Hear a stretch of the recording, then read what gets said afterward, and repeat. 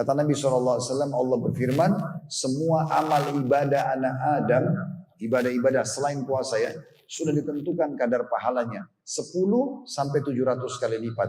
Lalu Allah Azza wa Jalla berfirman, kecuali puasa, karena dia milikku dan aku akan membalas langsung.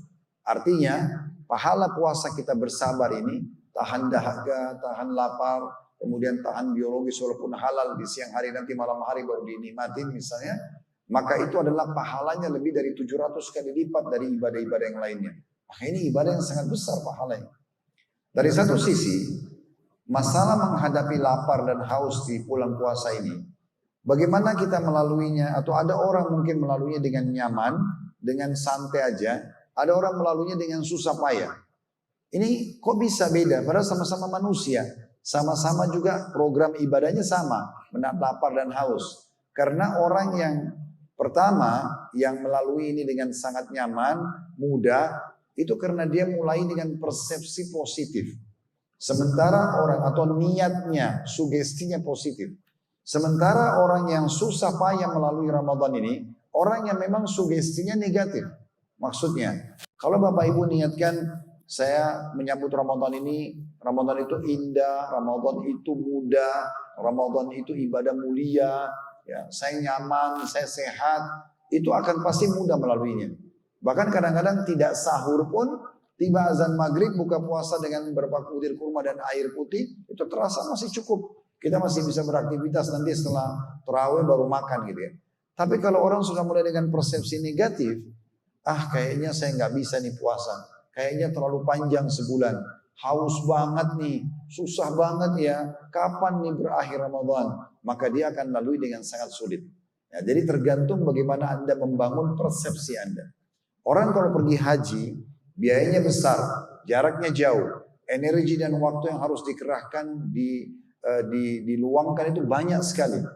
Tetapi orang kalau seperti tadi kelompok pertama, dia niatkan itu dengan baik, ya, dia niatkan ibadah, maka pulang haji ditanya lagi, mau haji lagi nggak? Jawabannya iya.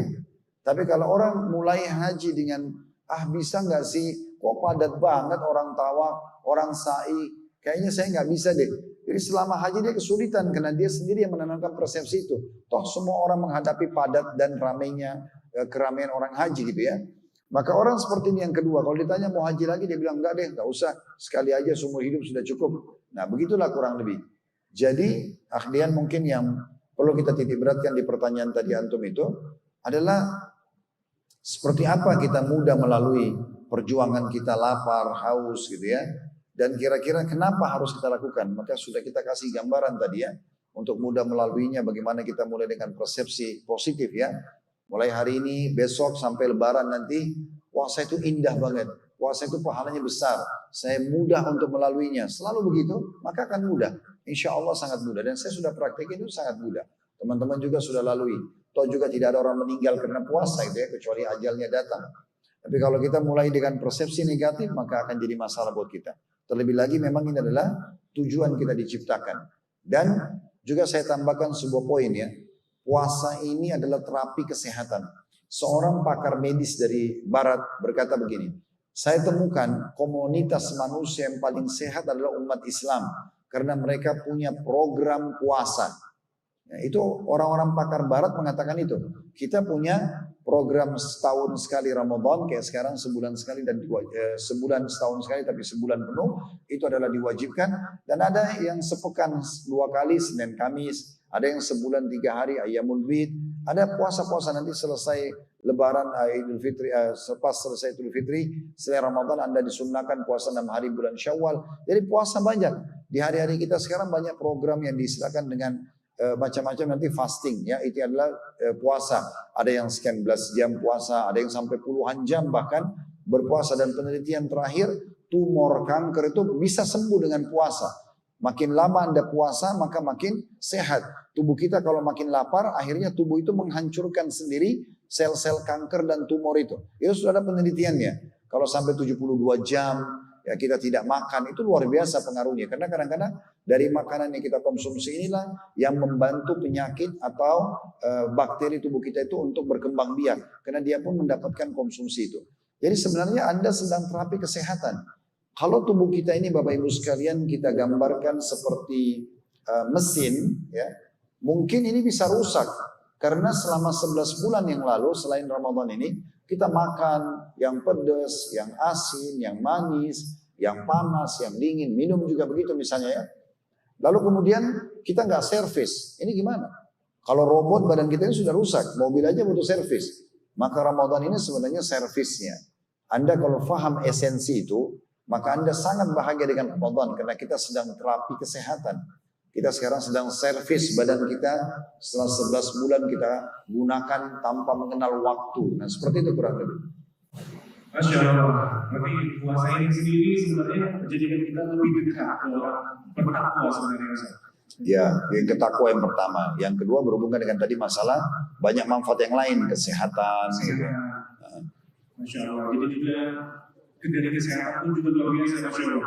Itu luar biasa jawaban dari Ustaz tadi. Dan selanjutnya Ustaz juga ada mungkin ada beberapa istilah yang lumayan viral belakangan Ustaz. Mungkin di sekitar 2 tahun belakang itu mokel. Itu artinya berbuka puasa sebelum waktunya. Dan juga mungkin banyak faktanya di sosial media kita lihat orang yang mungkin berbangga-bangga sering ke Ramadan mereka itu tontonnya mereka itu berbuka puasa sebelum waktunya sampai berkawal-kawal. Mungkin ada sedikit nasihat dari itu. Mungkin barangkali dari agama Islam sendiri ada ancaman khusus untuk orang yang mokel dari sendiri. Ya yang pertama ini aneh sekali ya sikapnya ya. Kalau ada orang sengaja justru sebelum masuk waktu maghrib buka puasa dan sengaja diviralkan untuk menunjukkan kepada orang bahkan berbangga-bangga. Ini sangat aneh. Jelas secara hukum agama puasanya batal. Karena puasa itu definisinya menahan lapar, haus dan biologis dari azan maghrib, azan subuh sampai azan maghrib. Nah itu dicontohkan oleh Nabi SAW. Jadi kita doakan semoga orang seperti ini dapat hidayah dan kita juga berdoa agar semoga saja generasi muda muslim tidak terpengaruh dengan ide-ide seperti ini. Karena jelas batal. Untuk apa dia tahan lapar dan haus dari pagi, kemudian nanti menjelang asar dia sudah buka puasa dan seakan-akan mengajak orang-orang, ayo kita buka puasa yuk, gitu kan? Padahal sebenarnya belum waktunya. Ini sayang sekali. Ini karena kedangkalan. Kalau saya lihat ini kedangkalan ilmu agama ya, karena belum paham tentang masalah hukum itu sehingga mereka coba membuat sesuatu yang di luar daripada aturan syariat Allah Subhanahu Wa Taala, yang sebenarnya mereka dirugikan sendiri kalau mereka Muslim, karena tidak akan diterima itu sebagai puasa dia, gitu ya. Bahkan bisa menjadi dosa kalau orang sengaja membatalkan puasa Ramadan tanpa uzur ya. Nggak boleh, itu dosa besar. Sebagaimana orang meninggalkan sholat tanpa uzur gitu ya. Tidak bisa, misalnya keluar waktu tanpa uzur itu nggak boleh. Jadi nanti dia akan diminta pertanggungjawaban. Orang sakit saja atau wanita haid dan nifas, orang musafir tetap saja nanti diganti setelah lebaran Idul Fitri sebagai utang yang harus dia bayar.